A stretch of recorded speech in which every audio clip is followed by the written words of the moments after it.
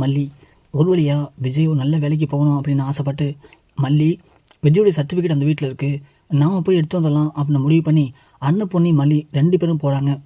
மல்லி தான் வீட்டுக்குள்ளெலாம் போயிட்டு யாருக்கும் தெரியாமல் பீரோல் திறந்து அந்த சர்டிஃபிகேட் எடுக்கிறாங்க. அப்படி எடுக்கும்போது கரெக்டாக ராஜுக்கு சவுண்டு கேட்டு ரஞ்சி எழுப்பி விட்றாங்க. ரஞ்சியும் போயிட்டு பார்க்க போகும்போது மல்லி ரஞ்சிதாவுக்கு தெரியாமல் ஒளிஞ்சிக்கிறாங்க. ரஞ்சிதாவும் பார்த்துட்டு யாருமே இல்லைன்னு சொல்லி தண்ணி எடுக்க போயிடுறாங்க. அந்த கேப்பில் மல்லி ரஞ்சிதா வந்துட்டா, இதுக்கு மேலே நம்ம எந்த ஆபத்து, ஸோ இந்த ஃபைல் தான் அந்த ஃபைல் போல் அப்படின்னு எடுத்துக்கிட்டு நம்ம மல்லி அங்கேருந்து கிளம்பிடுறாங்க. நேராக வந்து கேட்டுக்கிட்ட ஃபைலை தூக்கி போட்டுட்டு ஏறலான்னு பார்க்கும்போது அந்த ஃபைல் நம்ம அன்னப்பொன்னி மேலே வந்துடுது. அன்னப்பொன்னி மேலே வந்தோடனே அன்னப்பொன்னி டக்குன்னு கத்திடுறாங்க.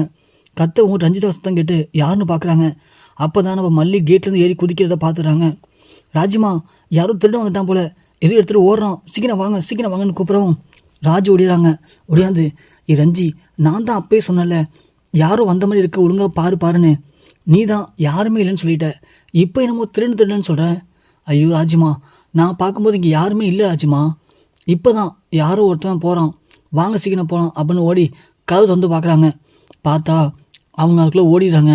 ஆனால் ஓடின அந்த விழுந்தாங்கல்லையே மல்லி, அந்த இடத்துல கரெக்டாக வளையல் உடஞ்சி விழுந்து இருக்குது. அதை பார்த்துடுறாங்க நம்ம ராஜியும் ரஞ்சிதாவும். அதை பார்த்த உடனே, ராஜிமா அப்போ வந்தவன் திருடன் கிடையாது, திருடி. அப்படியா, நம்ம வீட்டில் இந்த அளவுக்கு காணாமல் போய் திருடுறதுக்கு என்ன இருக்க போகுது அப்படின்னு போய் பார்க்குறாங்க. ராஜுடைய பீரல் திறந்துருக்கு.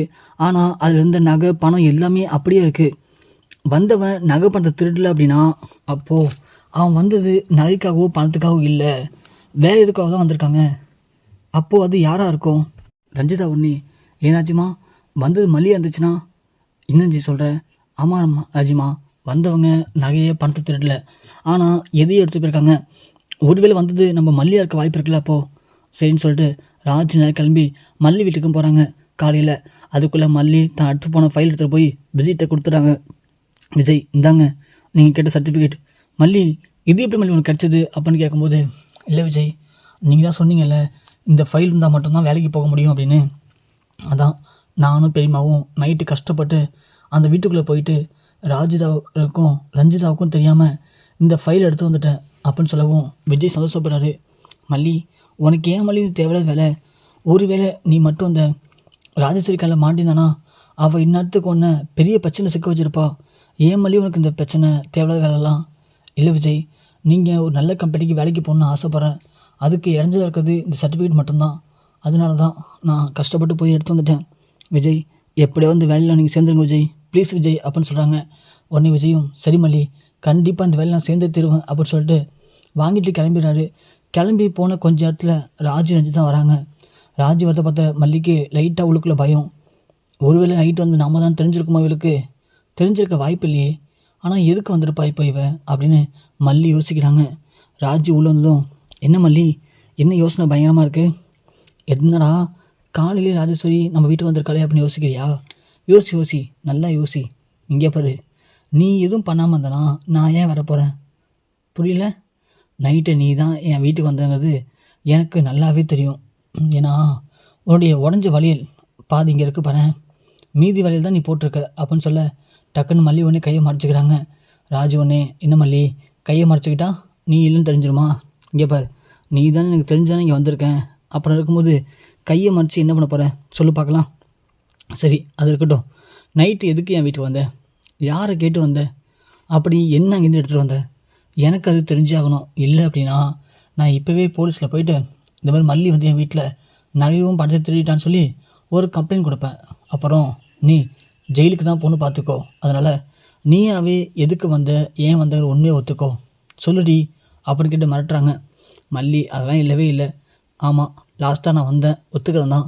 நான் வந்தது என் புருஷனுடைய சர்டிஃபிகேட் எடுக்க தான் வந்தேன், மற்றபடி நான் எதுவும் எடுக்கலை அப்படின்னு கேட்க சொல்ல, சர்டிஃபிகேட்டா, அதெல்லாம் நம்புகிற மாதிரி இருக்கா? சர்டிஃபிகேட்காக நீ யாருக்கும் தெரியாமல் வீடியோ குச்சி உள்ளே வருவியா? இங்கே அப்புறம் மல்லி, வேணாம், நீ தப்பு மேலே தப்பு பண்ணிகிட்ருக்க, எல்லாத்துக்கும் ஒரு லிமிட் இருக்குது, பார்த்துக்கோ. எதுக்கு நீ வந்த உண்மையை சொல்ல போறியா இல்லையா அப்படின்னு திரும்பவும் மிரட்டுறாங்க நம்ம ராஜேஸ்வரி. மல்லி திரும்ப அதான் சொல்கிறாங்க. ஆனால் இங்கே ராஜேஸ்வரி ஏற்றுக்கிற மாதிரி தெரில.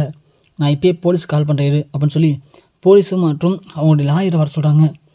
போலீஸும் லாயரும் வீட்டுக்கு வந்துடுறாங்க. வந்ததும் ராஜேஸ்வரி சொல்கிறாங்க, இது மாதிரி என் வீட்டில் நான் வச்சுருந்த முக்கியமான ஃபைல்ஸை இந்த மல்லி வந்து திருடிட்டு வந்துட்டா, இவளை அரெஸ்ட் பண்ணுங்க அப்படின்னு சொல்கிறாங்க.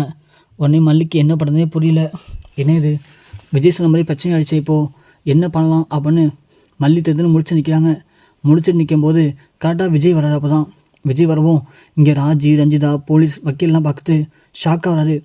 விஜய் உடனே மல்லி என்னாச்சு மல்லி, ஏன் போலீஸ் வந்திருக்காங்க, என்ன பிரச்சனை அப்படின்னு கேட்க உடனே நம்ம மல்லிகிட்ட விஜய் சொல்கிறாரு, இல்லை இந்த மாதிரி இவங்க வந்து தேவையில்ல பிரச்சனை பண்ணிட்டுருக்காங்க, நான் போய் அவங்க வீட்டில் நைட்டு ஏதோ காசு பண்ணி திருடிட்டானா அப்படின்னு கம்ப்ளைண்ட் கொடுத்துருக்காங்க, நான் எதுக்கு போனேன் நீங்கள் சொல்லுங்கள் பார்க்கலாம்.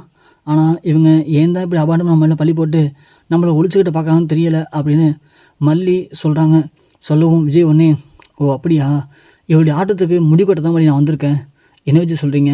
இல்லை மல்லி, இதுக்கு மேலே இவளால் நமக்கு எந்த தொல்லையுமே இருக்க போகிறதில்ல அப்படின்னு சொல்லவும் அதை கேட்டு ஷாக்கான் ராஜேஸ்வரி, என்ன விஜய், என்ன கம்பெனியில் வேலை கிடச்சிச்சா, அந்த திமிழில் பேசிகிட்டு இருக்கியா, இங்கே பாரு, நீ எந்த கம்பெனியில் வேலை பார்க்கணும் மட்டும் சொல்லு, அதை இன்னும் கரெக்டாக எண்ணி 5 செகண்டில் காலி பண்ணுறேன், ஒன்றால் முடியுமா அப்படின்னு கேட்ட உடனே நம்ம விஜய்க்கு என்ன பண்ண தெரியல. அப்படியா, இங்கே பாரு அப்படின்னு சொல்லி விஜய் அந்த ஃபைல் எடுத்து ஓப்பன் பண்ணி காட்டுறாரு.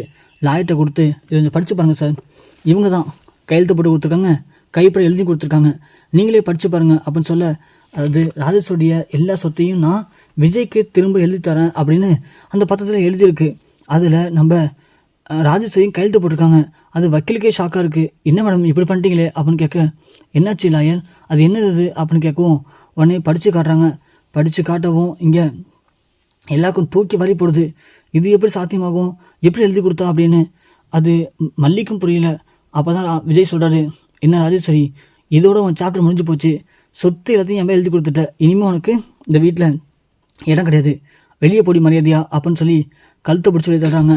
ராஜுக்கு ஒன்றுமே புரியல. மல்லி கேட்குறாங்க, என்னங்க இது எப்படி கிடச்சிது உங்களுக்கு இந்த பத்திரம்லாம், என்ன பண்ணீங்க அப்படின்னு சொல்லவும், இல்லை மல்லி, நைட்டு நீ சர்டிஃபிகேட் எடுத்தோன்னு சொல்லி இப்போ எடுத்துருந்தால, அப்படி எடுத்து வரும்போது அது கூட ராஜேஸ்வரி கையெழுத்து போட்ட வெத்து பத்திரம் 2 எடுத்து வந்துட்டேன். அந்த 2 பத்திரத்தை வச்சு தான் நான் எப்படி அவன் நம்மளை ஏமாற்றி சொத்தெல்லாம் பிடுங்கினாலோ அதே மாதிரி அவள் போட்டு கொடுத்த ஸ்கெட்சிலேயே இன்றைக்கி நான் பயங்கரமான ஸ்கெட்சை காட்டிவிட்டேன். ஸோ இந்த ஸ்கெட்சில் இதுக்கப்புறம் ராஜேஸ்வரி வெளியே வரத்துக்கு வாய்ப்பே இல்லை. அவள் மோசடி வழக்கு மற்றும் கொலை வழக்கில் கண்டிப்பாக உள்ளே போயிடுவா.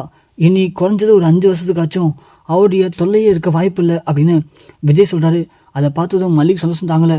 விஜய் ரொம்ப நன்றி விஜய், பரவாயில்ல, இதுக்கு மேலே அப்போ நீங்கள் கஷ்டப்பட வேண்டிய அவசியமே இருக்காது. எப்படியோ அந்த கடவுள் கடைசியில் கருணை காட்டிட்டாரு. அந்த கடவுள் மட்டும் நமக்கு உதவி பண்ணாமல் இருந்தால் கண்டிப்பாக நாம் இந்நேரத்துக்கு நடு ரோட்டில் இதே மாதிரி தான் எல்லாத்துக்கும் கஷ்டப்பட்டுக்கிட்டு ரொம்ப ரொம்ப ஒரு மோசமான வாழ்க்கையை வாழ்ந்துக்க முடியாது இருக்கும். எல்லாத்துக்கும் காரணம் இவ தான். விடுங்க விஜய், நம்ம கல்யாணம் இல்லாதமா நமக்கு ஒரு நல்ல விஷயம் நடந்திருக்கு அப்படின்னு சொல்லி மல்லி விஜய் 2 பேரும் கட்டி பிடிச்சி அப்படியே முத்தம் கொடுத்துக்கிறாங்க.